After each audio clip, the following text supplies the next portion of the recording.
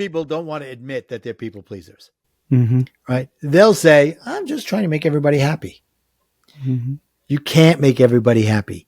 You can't be friends with everybody. It's just not possible. Mm-hmm. So you have to recognize that, number one, if you're saying that, you may just be a people pleaser, Mm-hmm. right? Like Jeff Foxley says, he says, you may be a redneck, Mm-hmm. You may be a people pleaser. If you're saying yes to somebody, even though it goes against everything that you believe in, you're a people pleaser. Mm-hmm. If you're going out of your way, someone calls you up and says, are you busy now? And you're in the middle of 20 things. You go, no, I'm good. You're a people pleaser. Mm-hmm. Right? And things like that. Are you Yeah. putting yourself last? Yeah. Are you looking to make sure that everybody else is happy before you are? Because at the end of the day, nobody's happy.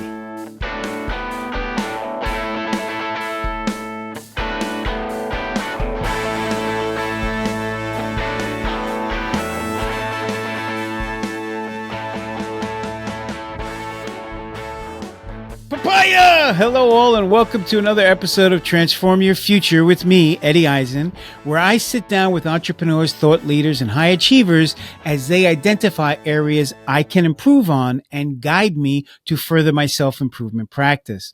For more information and insights, join the newsletter at transformyourfuture.com, where I write about reinvention, growth, and identity. We want to hear from you. Let us know how we can improve your listening experience. Please reach out to us through our website, your podcast app, comment, or just text me directly at 813-722-1417. In this episode, titled Pleasing to Peaceful Partnerships, a Relationship Revolution, my guest is Martin Salama. Martin is the architect of the Warrior's Life Code and author of Warrior to Warrior, 7 Steps to Uncover the Warrior Within and Live Incredibly Full Every Day. Naturally, I was very interested in discussing his book and concepts. Martin's transformative journey began with personal hardships and evolved into a powerful methodology for creating fulfilling and harmonious relationships. Through his experiences and insights, you'll discover how to overcome the detrimental habits of people-pleasing and embrace a mindset that fosters genuine, joyful connections. Join us as we share practical strategies and inspire stories that highlight the path to personal empowerment and meaningful relationships. Whether you're struggling with saying no, feeling overwhelmed by the demands of others, or seeking to enhance your current relationships, this episode offers valuable guidance. Learn how to establish boundaries, communicate effectively, and nurture partnerships that bring satisfaction and happiness to both parties. Throughout the episode, we discuss healing from trauma, building emotional strength, resilience, and clarifying your vision to live incredibly full every day. Stay tuned as we unlock your warrior within and practice an abundant mindset. Well, thanks, Eddie. I'm so excited to be here. Thank you for having me. I'm looking forward to spending time with you here today. Excellent, Martin. I'm excited also, and I'm very much interested in hearing about your book, for example, from a warrior to a warrior. I want to talk about that for sure. What was the impetus for the book? What got you feeling like you needed to put that down on paper? Great question. Thank you so much. So I became a life coach in around 2011, and originally I was a divorce recovery coach. And that came as a result of going through my own divorce. Mm-hmm. And that came partially as a result of the financial crisis of 2008. Right? My wife and I were working on a project. It took us 5 years to get approval from the city to build a multi-million-dollar health club and tennis center down by the Jersey Shore. We finally got the approval in 2008 and go to the bank and they're like, yeah, we're not lending now. I'm like, wait, last year you were handing money out like it was Costco, the old ladies on the end of the aisles giving samples. Well, things are changing. A month later, Bernie Madoff, subprime loans, the entire financial world crashes and everything. A year later, I decided I wanted to do something different with my life. thought about it and came up with the idea of becoming a life coach. And about 2 months before I was going to go to life coach training, it was my 24th wedding anniversary, and my wife gave me the anniversary gift of I want a divorce. Woo! Yeah. Not too long. Oh, no. So yeah, I was really hit for a loop, and I was like, why does everything keep happening to me? And I decided to go through life coaching training anyway.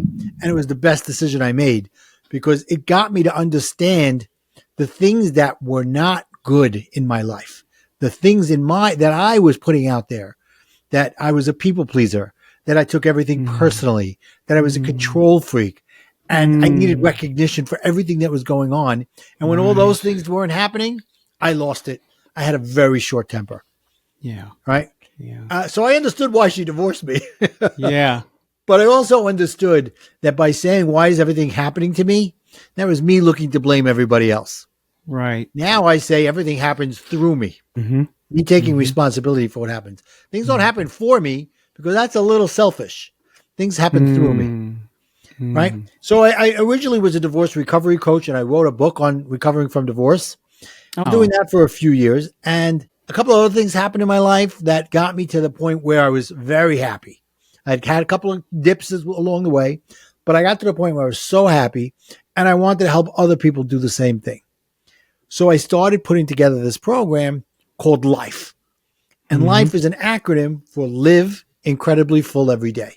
And to me, for me, that means happy and meaningful, right? Happiness is self-love, self-care, even selfish.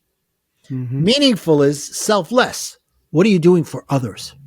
If you have both of those in your life, then you can live incredibly full every day. So I started doing that and coaching my clients around that concept. And here comes 2020. And by that time, I got married again to a wonderful woman. And a lot of that came from I understood who I was and I understand what I was looking for going forward. Right. So 2020 happens, COVID hits, and the world shuts down. And they tell us it's only going to be 2-3 weeks, right? It will be sequestered, as it were, almost for 2-3 weeks. I found a way, Eddie, every day to go out, go to the supermarket, wear the gloves, wear the mask, and get out. So now it's May 2020. And I turned to my wife and I said, let's take her kids. I was living with her and her kids. Let's go to the city. Let's go to Manhattan. Eddie, you know what the city's like. What's it like driving down Fifth Avenue? During COVID?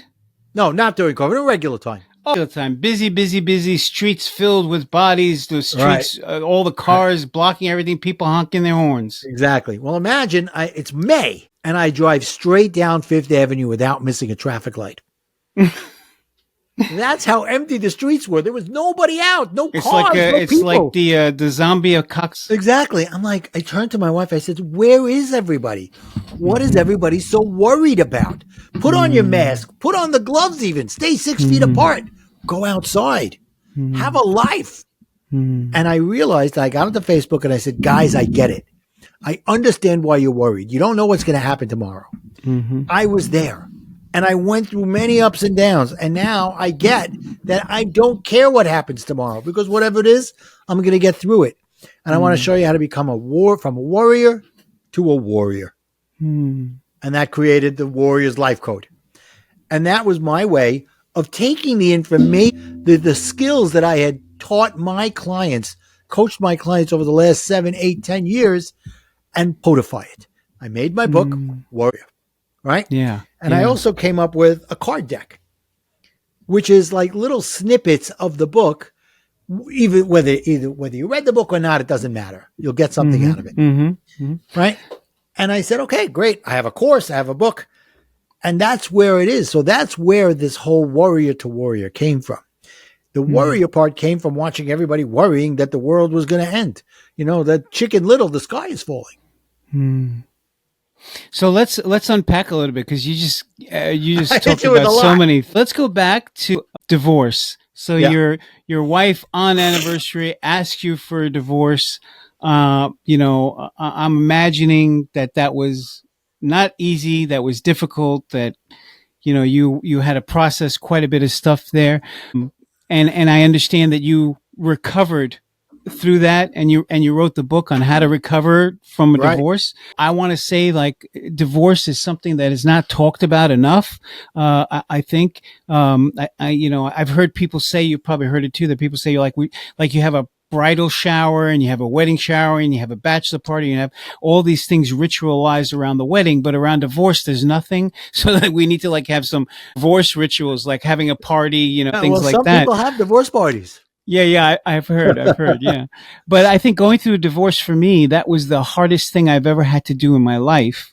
Yeah. And I just wonder, for those people who are maybe in relationships that aren't working or are not fulfilled in their relationships and they're thinking about divorce, or they've just recently going through a divorce, what could you say to somebody, just a 1 minute thing of what Yeah. would you say to somebody who's going through divorce right now or thinking about it? Well, first thing is you have to recognize, I know for myself that no matter who asked for the divorce, you're feeling something. Mm-hmm. You've got emotions. Mm-hmm. And it's, as men, it's okay to express those emotions. Men have been brought up to think, don't show your emotions. It's weakness. It's a problem. You never ask for help. I don't agree. Mm-hmm. I think Mm-hmm. showing your vulnerability shows your authenticity. So be willing to ask for help. Be willing to look for support around you, whether it's a family member or a coach Mm-hmm. or something to help you get through it, and learn some techniques to help with the emotional things that you're going through. Don't let your emotions control you. Learn how to control your emotions, which is a big thing for me. I think that's really good advice. I would say the number one thing that helped me going through that was the support kind of group that I built, a support structure for myself with other people. And in the beginning, boy, I talked about it a lot with them, Yeah. but then after a while, not so much. But without that support and that community, I don't think that I would have had the effort and energy and the motivation to keep going. Yeah. That's To get out of really bed, right? good. Yeah, Yeah. absolutely. Yeah. I got So, lucky because I was going through the divorce at the same time I was going to coach training. So that helped me a lot. So now you've moved on and you're now coaching people and you start developing your life program, and you write the book From Worrier to Warrior, which I love Right. alliteration, by the way. Thank you. Let's talk a little bit about kind of experience people have had receiving the book and going through your program. What kind of results do people get? Wow. So I have to say, one of the things that I've gotten back from people about my book is like, wow, Martin, you're very vulnerable in here. You're very raw at times. I'm like, yeah, because if I'm not going to walk the walk of the talking, what good am I? Right. If I'm just going to put out information that's not tried and true, that's not understood by me enough, how can I coach anybody else around that? How can I write a book about it? You got to write about your experiences so that people can see this guy's the real deal. He gets me. Right. So I love that. And, I've gotten some fantastic results from people who've gone through my course. There's one gentleman in particular that I think about. His name is Josh, who said, before I came to you, I didn't think that I would ever be happy. And I thought my job was to be the vehicle for other people to build their things, their businesses, their websites, or whatever it was, for them to be happy. And you got me to recognize that it was okay for me to be happy along the way as well. To the point now, he was a young man. He was 25 when I started with him. And he was afraid that he was never going to get married, never going to be happy. He's engaged. And he credits me. And I'd say it's all I did was show you the way.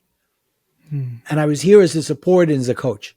What you did is on you taking that information and using it. That's you. That's great. That's great. Yeah, I mean, the rules that I really strive to live by every day include to surround myself with people who appreciate me, not tolerate me, right? Right. This is like one of the basic rules, and there are things that I enjoy and there are things that I don't enjoy, and the things I don't enjoy, I constantly work on eliminating them. And maybe if it's important and integral, get somebody else to do it, because that's not what I want to be spending my time doing. Right. Fantastic. And I love it. These kind of choices that you have to make in life, is important. And I'm sure that I could get like what you're saying, like you have to make the right choices to understand, like I'm supposed to be fulfilled and I'm Mhm. supposed to be doing things that fill me with energy.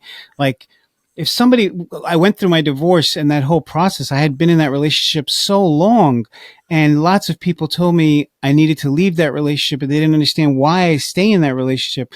But nobody ever asked me, are you feeling fulfilled? Does this Right. relationship fill you with energy? Does this complete you? Does it make you feel good? And if Right. somebody would have asked me that, I might have done something sooner, but nobody asked me that question. So, Right. That's a great question. I love it. It's yeah, very important. Yeah. And yeah. that's something I talk about with my clients because some of them have this existential crisis, right? Mm-hmm. Is this all there is?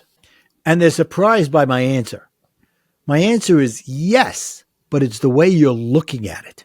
Mm-hmm. And it's about changing your mindset from saying, is this all there is, to what can I do with what I have and how can I Mm-hmm. grow more within my Yeah. bring it out?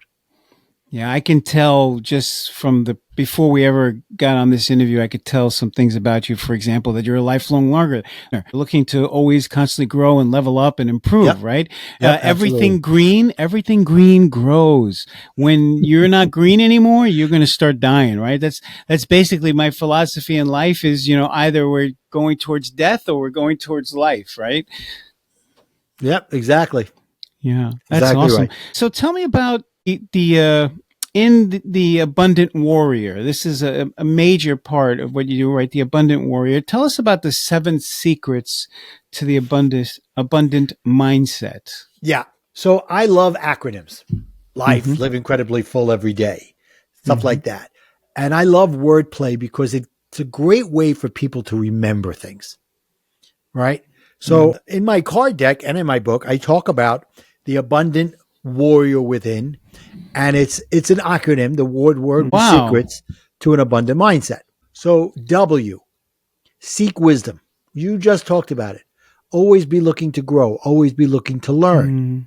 Mm-hmm. Then A, I have this part of my program. It's called the cycle of A's. And this is A. The cycle of A's is ask, act, and attitude. Mm-hmm. Ask the universe, ask God, whoever it is, for Yeah. what you want.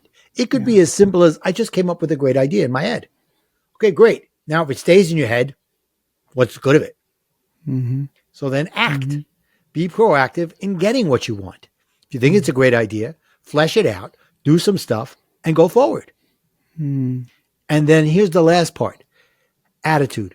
Don't have a strong desire that gives off lack, or don't be strongly attached to the results, emotionally attached. If this Mm-hmm. doesn't work, my life ends. Right. You Right. know what? Your life just ended because you said that. Mm-hmm. If you have a mindset, an attitude of whatever's going to happen is going to happen. And if it's something happens that's not what I thought, it may not be negative. It may be God or the universe telling you need to make a course correction. Yes. So Yes. have that attitude of I don't care.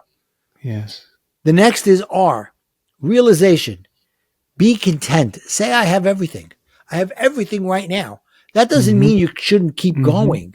It may Mm-hmm. sound paradoxical, but have the mindset of I have everything. That's a mindset of abundance. Then Mm-hmm. the next R is recognize. Be grateful. Have gratitude. Recognize by being grateful. For me, Mm-hmm. I write down 3 things every morning in a nice notebook, like a moleskin, a nice quality notebook. Mm-hmm. 3 things I'm grateful for. It's a great way to start the day. And it helps your attitude, it helps your mindset to look for abundance instead of lack. Mm-hmm. Mm-hmm. The next is I, imagination. Think big.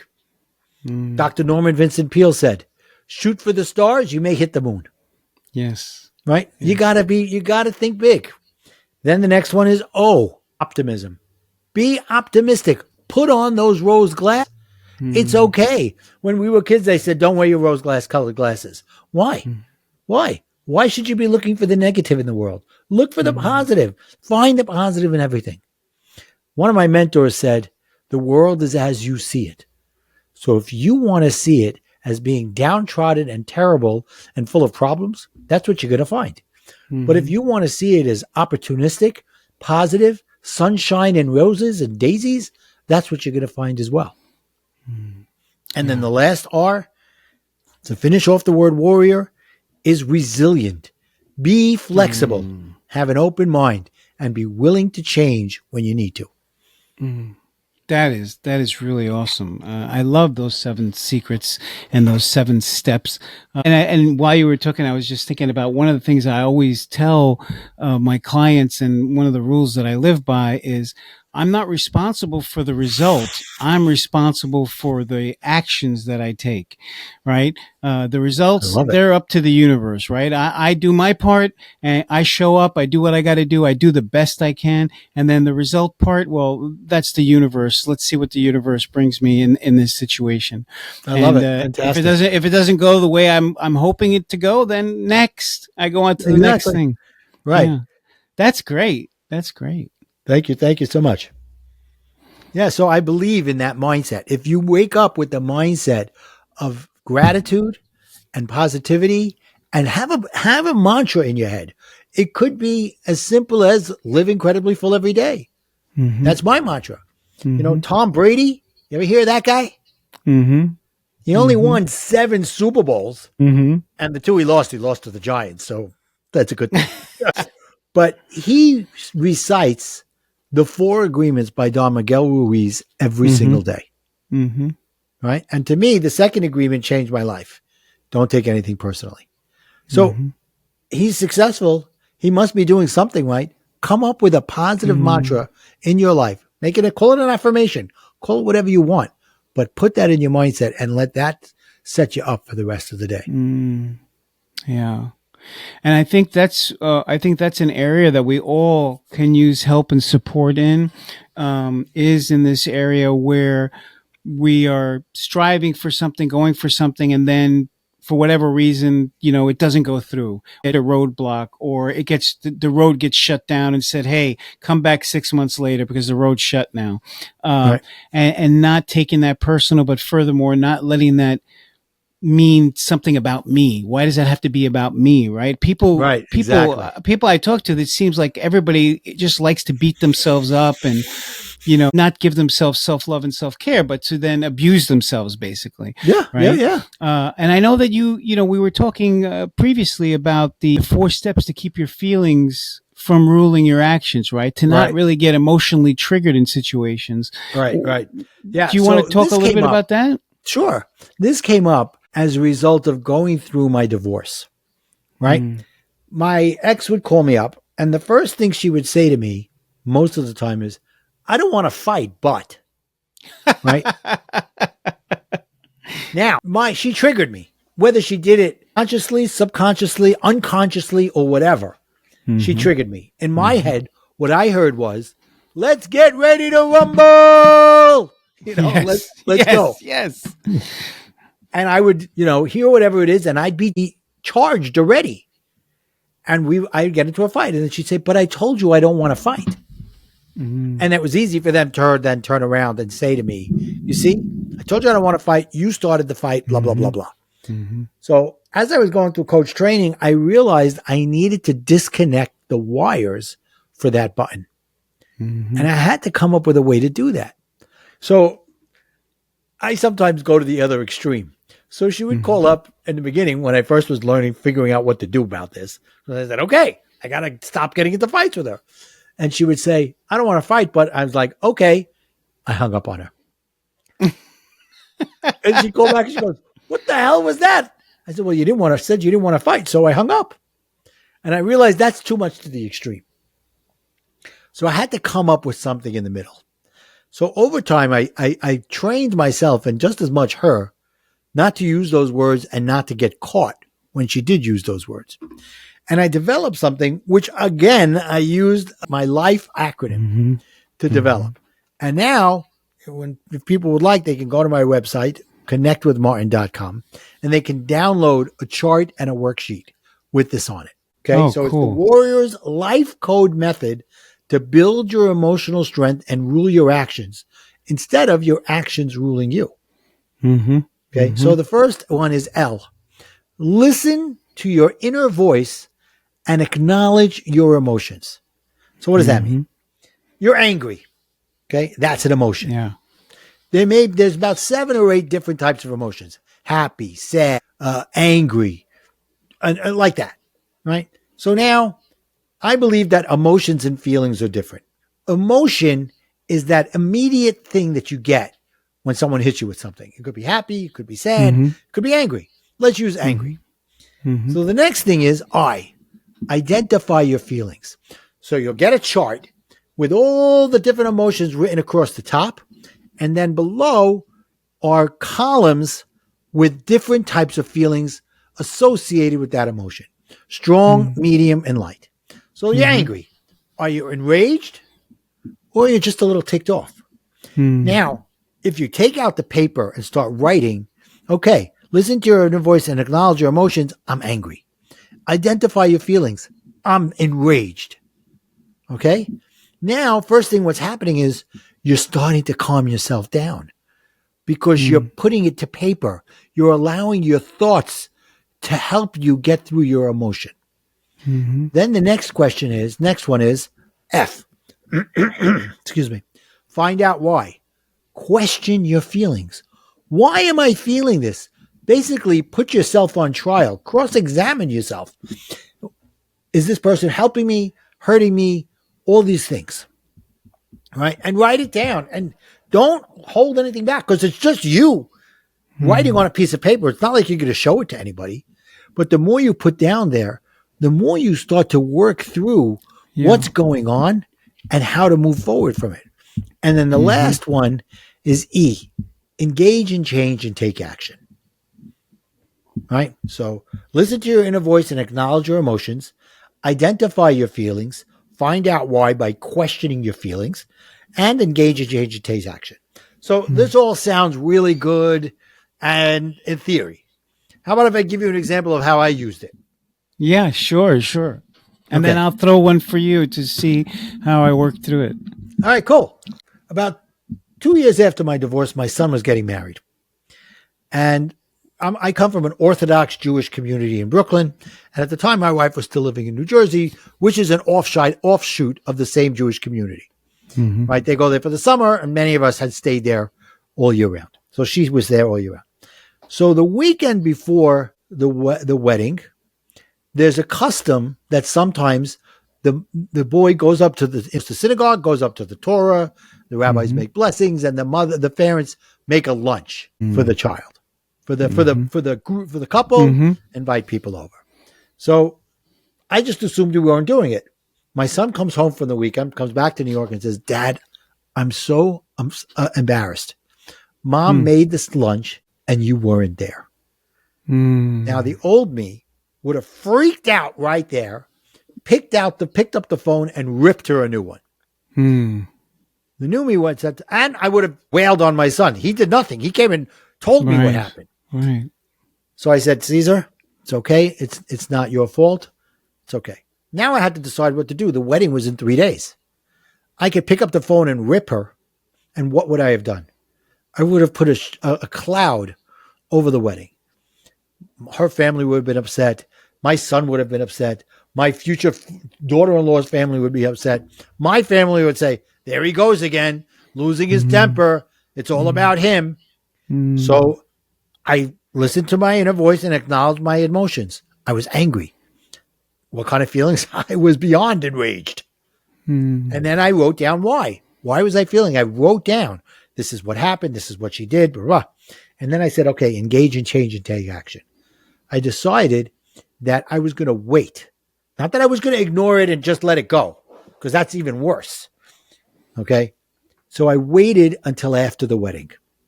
Went to the wedding. I compartmentalized it. I put it in the back of my head. I spoke with a coach of mine. I spoke with family members, telling people that I can confide in, and said, this is what she did. This is what happened. And this is what I'm going to do. And I rehearsed what I was going to do. I called her up 2 days after the wedding. And I said, so you made the lunch and you didn't invite me. You sent a message to my children that I don't care, that I don't count, that it's okay to disrespect me. You said to the other family that I mean nothing. And I went on. And it didn't matter whether she heard me or not. But I ended the conversation by saying, thank you for divorcing me. And for me, there was closure there right at that moment. I closed the book on that one and moved on. That was an actual conversation you had with her. Uh-huh. Interesting. Yeah. I don't care if she heard me or not, but I got to say Yeah, what I yeah, needed to say yeah. in a controlled anger. Yeah. Yeah. So, I think that's great. One thing that I also look at when I get these feelings, I get feelings all day, right? I mean, I get thoughts and feelings all day. It's like normally what happens to people, but most of the time they're non-important. They're not important. They don't really, trigger anything. But occasionally there's some things, maybe especially when I'm invested in the outcome. When I get invested in the outcome and then something happens, then I start to really feel something and it's very strong. So earlier today, I was disappointed. Basically, my feeling was I was disappointed that this wasn't going to work out in a favorable way, and whatnot. And I really kind of was invested in this situation, and I worked through it. But I think that when I'm listening to you, I think one area that I jump a step. So rather than really doing the L and really looking at it, I jump already into the F and the E. You know what I'm saying? I bypass that beginning part, which I'm thinking as you were talking, like that's probably actually very important to do those first two pieces instead of just trying to jump to the end. It has a calming effect on you. Yeah. It allows the endorphins and the things that are going on in your brain to calm down and let you think clearly instead of just losing it and saying, shoot first and ask questions later. Or to be in denial, or to be in denial of it. Yeah. Right, exactly. But you know what happens when you shoot first and ask questions later? Everybody's dead. You just shot everybody. Well, even if it's metaphorically. Yeah. If you shoot by yelling and screaming, who's going to listen to you after that? You've lost your edge. And it's not about edge.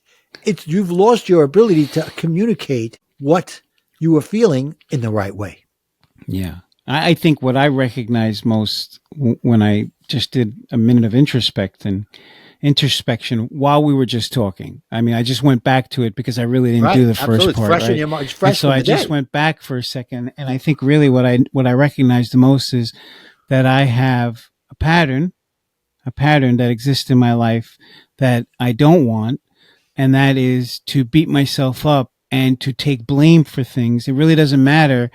And, I immediately said to myself, like, for example, when you were talking about how you learned stuff by going through a divorce and how that happened in the beginning, how to communicate. One of the things I used to say to her was, I understand how you feel, and I'm sure you're going to figure it out. It's not your fault. It's not my fault. It just didn't work out. And so, like, I immediately started telling myself about what happened today while we were talking. It wasn't their fault. It wasn't my fault. It just didn't work out, right? There's no reason to take any blame on things. So, that goes back to the cycle of A's that we talked about in the Warrior card. Ask, act, and attitude. You asked, you were acting in the right way, and it didn't come out right. You have to have an attitude of I'm not emotionally attached to the outcome. Yeah. That would have been a great deal for me, though. God's sending you a message for a reason that said that might not have been as great as you thought. Yeah. No, absolutely. Absolutely. Sitting in there's something hidden that you're not seeing and you may never see. Yes. But there's something there that's stopping it, and it's probably for your own good. It's hard to see that right now. No, I agree 100%. You're right. My experience shows me that when one door closes, another one opens. Exactly. Something else is going to happen. We opened the door, you and I today. That's right. That's right. Opportunities today that came into my life. So, instead of focusing on the disappointment and the thing that didn't work out, I'm focused on the ones that I'm working and that are going in the right direction. But, you've mentioned the word God several times, and I don't have a problem with it. I believe in God. And I know that, for example, some people, the kind of new age term is a higher power and all that. Ether. I think that's right for them. Exactly. I think that's great because the main thing that I'm just recognize is like, I don't understand. You need something like that in your life. You need to have some kind of higher power because 100%. How you go on. We just I don't know how you go on with that. I mean, I can't control other people and I can't control things. So I need to have something that's my solace to know that I'm going to be okay no matter what happens. Exactly. I agree. Yeah. 100%. So, anything that you want to talk about in regards to your book or the emotional strength before we move on? No, that's good. I'm good with that. We can move on to something else now if you'd like. Okay. So, I want to talk about how to use your program for relationships, having happy, harmonious relationships with others. So important. So important. And a lot of what I learned came from a lot of how I understood relationships came from going through coach training and understanding some of the things that are very important, especially when it comes to intimate relations. But it really involves everything. But let's focus on others and types of relationships like that. So I learned very early in my coach training about values. And I always thought I understood what my values were, but until it was explained to me the way it was in coach training, I didn't really understand that if you have the right values, and everybody has their own set of values, they could be non-negotiable. And if they're non-negotiable, that means if you're with somebody else and their values don't match up, it could be that your relationship isn't meant to be. For example, once I started to learn what my values were, I was able to understand probably what my ex's values were and recognize that, we were never on the same plane. We were never on the same wavelength. And as a result, we had a very codependent relationship. Right? My people pleaser would come out all the time.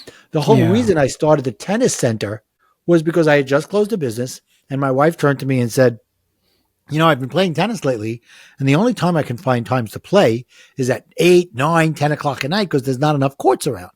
Maybe we could open up a tennis center. So the people pleaser in me said, that might be a good idea. Let's look into it. But I got to tell you, the irony of it is, Eddie, is I'm not an athlete. I don't play any sports. And here I am looking to open up a tennis club and health center. But it was about my people pleasing and my inability to say no for fear of losing her love. Right? Very often in my relationship. That's powerful. Yeah. Very often in my relationship, she would say, I love you. And I would say, I love you more. And you know what? There's truth in words because I did love her more. And what I learned, part of it came from studying books from people like Don Miguel Ruiz, another book, The Mastery of Love, is that in any relationship, any relationship, it has to be 50-50. Not, 100%. No, 50-50 that you're giving to each other equally or equitably. Because there are times that it needs to be 70-30, depending on what's going on in people's life. But the baseline should be 50-50. And I realized when I was writing my first book, Recovering from Divorce, that, and this was like an epiphany to me, that I loved her more than she loved me. And that the one that has less love in the marriage or in a relationship, they have the control. Because the one that loves more is trying to get them to love them as much. So I was afraid to say no because I was afraid that she wouldn't love me. And if she didn't love me, who else would love me? And I'd be stuck. I'd be alone and miserable the rest of my life. That was the story I told myself. So when I started dating, I said, okay, now that I understand my values, I've got to find someone who's got similar, if not exactly the same, which is hard to find, values. And I'd go out on these dates and I would interview the women without them realizing that they were being interviewed. It was part of conversation. What were their most important values in their lives? Right? And I'd go on a date. No, yes, no, like that in my head. I'm keeping a score sheet. Yeah. And I'm trying to figure out because I don't want to marry the same woman in a different body. Right. And one day. Or end up in the same situation. Exactly. Yeah. So one day I go on a date and this woman's checking off all the boxes. I go again. She's checking them off. I go again. And about a month or so into it, I tell her, I got to tell you something. And you don't have to say it to me, but I'm falling in love with you because I love who you are and I love that you see who I am and you're not trying to change me. 2 weeks later, she told me she loved me. And 2 years later, we got married. And June 2024, it'll be 6 years. That's Feels awesome. like 6 months. That's great. I identify 100%. When I was in the process of cashing out from my software company, um, I got a divorce before that whole thing kind of started. I just wanted for the Good for divorce you. through that whole process before I raised $1 million. And, through the process, then I started dating, and I went through, I very fast, by the way, in a matter of like 4 months, I had dated 50 women. Many of them were just very short because we only met and had, dinner or a cup of coffee or Right, right, something. right, And, right. and Absolutely. through the interview process of getting to know them, I realized that they were not going to be a good fit for me. Yeah.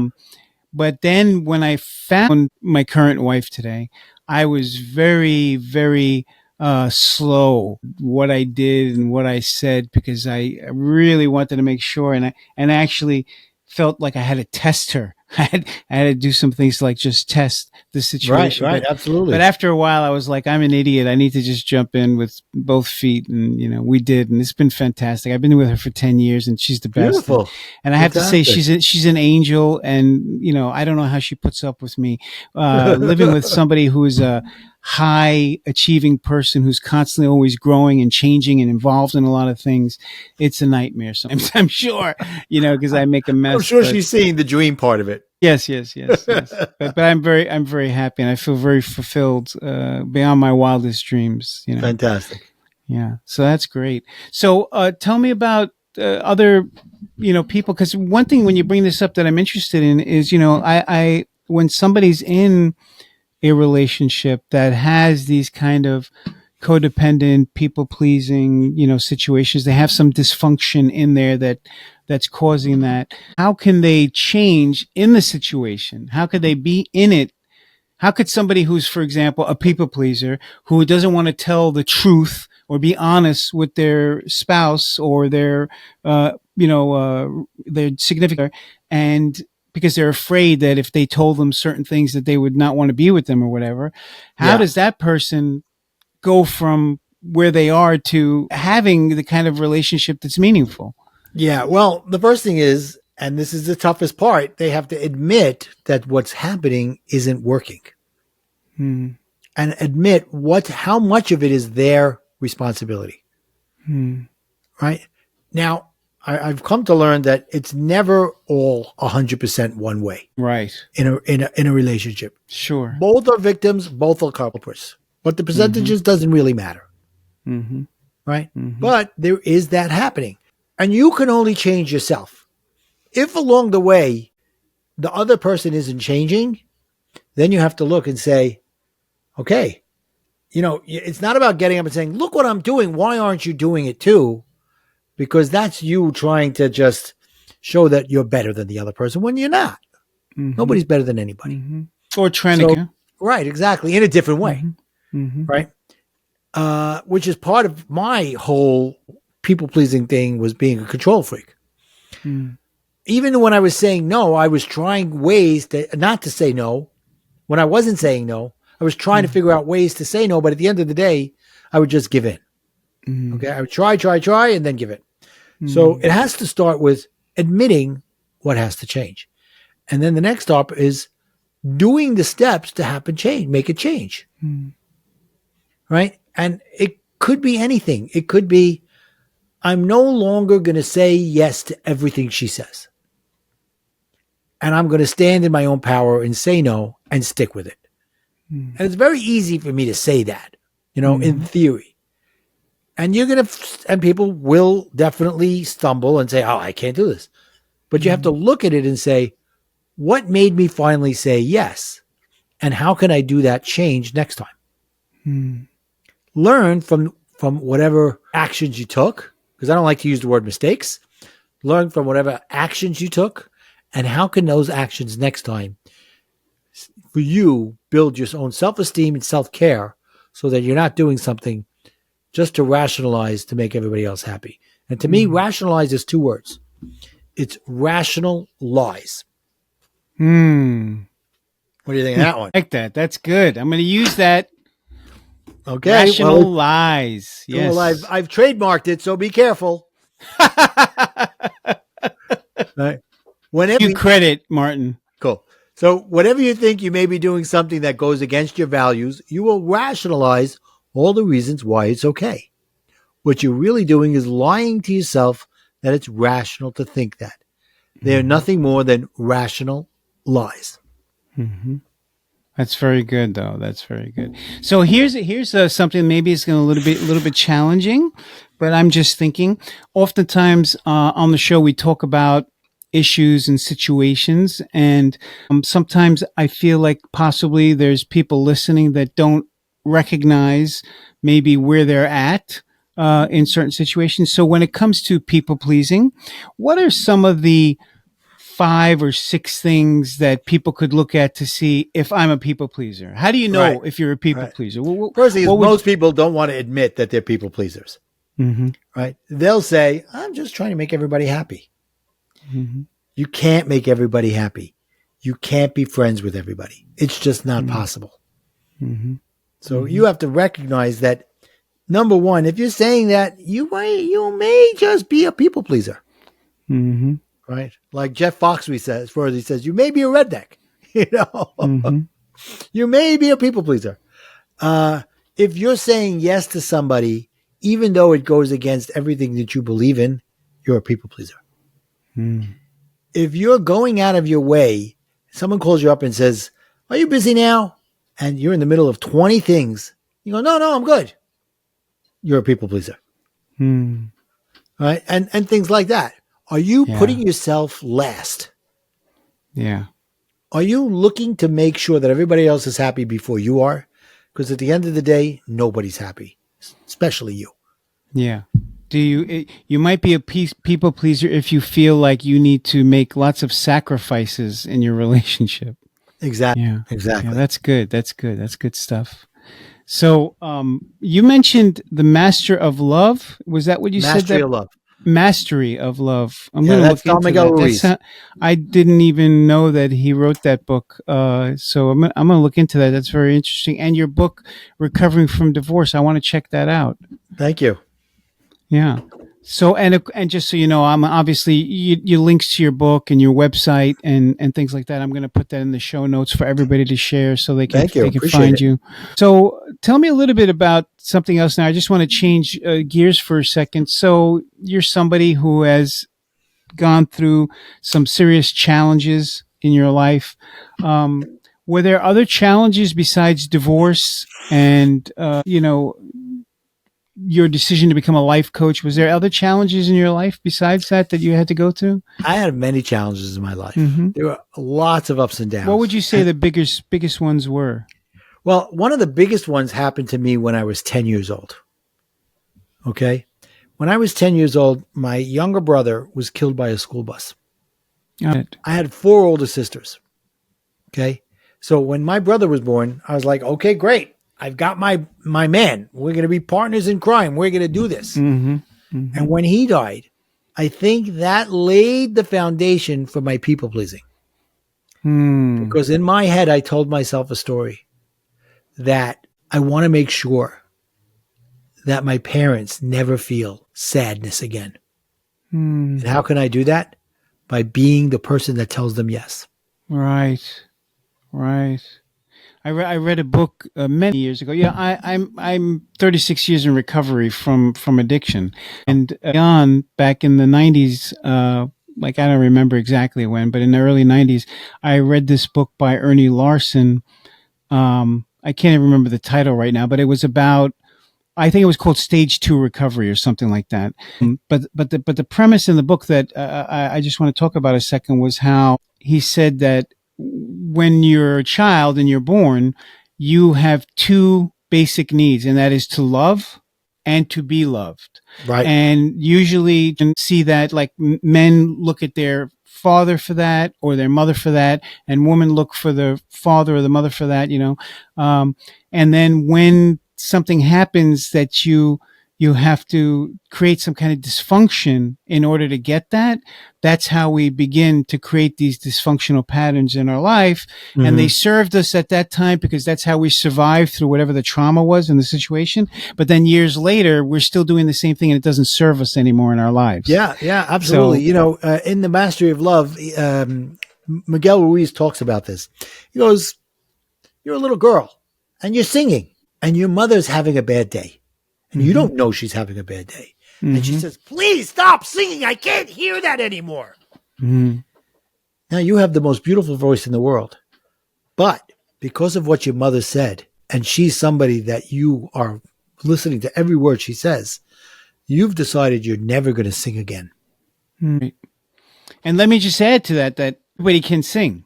Everybody can sing. Maybe you don't sound like Mariah Carey or Ella Fitzgerald, but everybody can sing. And I could see how something like that happening would make somebody feel like they shouldn't do that. Right, Yeah, exactly. Yeah. And singing is great, by the way. Singing is great. Yeah, I love it. Makes you feel good. Yep, absolutely. Yeah. So I could see how that was a great challenge that you had to overcome. When did you recognize that really and start doing it? Was it when you read the book or? When did I recognize about that I was a people pleaser? Yeah, that you connected everything back to your childhood when that started. It started right before I started coach training and I read the 4 agreements. And he said, don't take anything personally. And I was like, you mean I don't have to put the world on my shoulders? And I went into coach training with an open mind. I'm like, okay, I'm here for a reason. Let me see what's going on. And that first weekend of coach training wasn't so much about training others, coaching others. It was about understanding who you are and that you don't have to be who you think you have to be. You could be whoever you want to be. And that opened the door. And I slowly allowed myself to walk through that door and come to the other side. That is really great. That is really great. So there was something inside of you then that you were at that place where you wanted to look and you wanted to see what you could learn. Right. To me, I was at a low point in my life. I had just gone through losing all the money. I'm in the middle of a divorce. I'm trying to change my life. Someone's sending me a message. It could be God. It could be the higher power saying, okay, you got to change something. You got to admit to what's wrong. Like I said. So many people, Martin, go the exact opposite. I mean, I too, when I hit challenges and struggles in life, I'm looking to find out what can I learn from this? How can I improve? Well, how can I change myself so that I don't end up in these situations again. But so many other people go the other way and they're like, it's somebody else. I lost all the money. I'm no good. I can't do business. Forget it. I just go get a job shoveling shit or whatever. Or the relationships end and, oh God, forget it. I don't want a relationship again. Maybe I'm supposed to be alone the rest of my life. So, people disengage rather than engage. And so that's powerful. They want to stay in the worrying stage. To me, to go from a worrier to a warrior means that you're willing, you've gone through the fires, you've gone through the negatives that have happened, all the, my mind's going blank right now. All the adversity is what you were trying to say. Adversities, thank you. Yes. Thank you so much. The word was missing in my head. All the adversities, and you come out the other side stronger. You've learned and you've grown. Yes. That changes you from a warrior to a warrior. So that doesn't mean you're always a warrior. Things are going to come up. Yeah. And when they do, you got to look at how can I forge through this? Yeah. So if you're feeling diminished, if you're feeling down, if you're disengaging from life, please read from worrier to warrior and find that warrior inside of you. Yep. It'll be there for you. It'll make the changes. Absolutely. So I've asked you a lot of questions. We've talked a lot and get to know each other a little bit here. Is there anything that I haven't asked you or talked about that you want to talk about? Yeah, I could just talk about a new program I put together recently. Sure. So I've been coaching this program for a while, and many times I would get into coaching programs, people coaching me to become successful and make an impact. And what I found was they'd say, okay, great, pay us all this money, and then we'll tell you what to do. And then I get into it and they say, it'll be done with you, it'll be done for you. And what I realized is it was done to you, you know? I love it. Thank you. So I said, I know I have great ideas and I have a great way of doing this, but I've got to come up with a way that, and I said this to somebody who was a coach of mine a few years ago, and I was running the program that I was putting together. And he said, you know what, Martin, you came up with something that I saw in a group recently. And he says, how come coaches never have skin in the game? And he says, you've done that. So what I've done is I created to help coaches and consultants get to 7 figures within 2 years or less, guaranteed. So now, Eddie, you're probably saying, okay, how do you guarantee it? I guarantee it by saying it's called the 7-figure warrior program, the 7-figure abundant entrepreneur program, whatever you want to call it, but it's a guaranteed 7 figures. I do that by by using what I call a risk reversal strategy. Okay. And I say, I'm going to get you to $1 million and it's going to cost you this much to get there. But right now, all I want is 12.5% of my fee. And then you don't pay me again until you see results, until you have money in the bank from what I've taught you. And until then, it's on me to get you there. Yeah. Yeah. Right. And then when you hit this next benchmark, then you pay me some more. And then when you hit the $1 million, you pay me the rest of it. And it's done in a way. And what I did was put together a comprehensive program. It does the nuts and bolts, which is the most important thing. That's the system. That's what can get somebody to 6 figures. And then it adds the mindset, the warrior to warrior part. You take my course, you come to group coaching, one-on-one coaching in a group setting so that you're learning and other people are learning. So you're learning to shift your mindset. So that's step 2. And then the last step is I show you how to become scalable, right? And that's a big word that's been thrown around lately. And to me, there's a great book out there called Who, Not How. Dan Sullivan. I part of his program. Yeah. You get it. So it's about doing the who, not how. Finding the people who can do what you can do, what you think you could do, but they can do it better. And you maximize your time doing what you're great at. So I do that. And then those 3 things will get them to 7 figures and beyond. Yeah. Yeah, absolutely. And it's done in a way that I'm not giving up on you if you don't give up on you. And when you do give up on you, get ready for me to come up your ass back and stop giving up on you. That's great. No, I love it. That's kind of revolutionary, right? Because everybody's out there pitching. They're going to help coaches and consultants. And, I tell you, people keep talking about this word funnels, and I have carpal funnel, buddy. That's my new thing. I learned from Tim's story. He said that one day, and I'm like, I'm taking that. So that's a great one. I love that. But, I like it that you, instead of, how did you put that in the beginning? Everybody, instead of done with you, done for you, it's done to you. I like that. And I'm stealing that one too, Martin. Okay. You get a CRM with everything built into it. And we show you, we give you templates in there. And what do they call snapshots? I think they call it in GA, go high level. Yeah. And then we show you how to, either if you could do it, great, or we'll help you find the people, the who's, to help you change them and customize them, and we'll help you do it. And we also put together a workshop, a done-for-you workshop that attracts your right fit client and your right fit audience. Wow. That's right? awesome. Why did I bring in the money, the mindset part? Because it doesn't matter how great my program is. And it doesn't matter how much you believe in me or my program. If you don't believe in yourself, it doesn't really matter. Right. Absolutely. Before we leave, I just have a weird question for you. I love weird questions. What do you think about this bullshit that people constantly keep saying about imposter syndrome? Like, I don't believe in imposter syndrome. And people who keep talking about, do you have maybe you have imposter syndrome? Like, right. I'm like, why? I feel like they're the ones causing the problem. They're making people feel that way. Yeah, they're gaslighting people. Yeah. Yeah. So my wife, my current wife, works for one of the major banks in the country. The top bank in the country.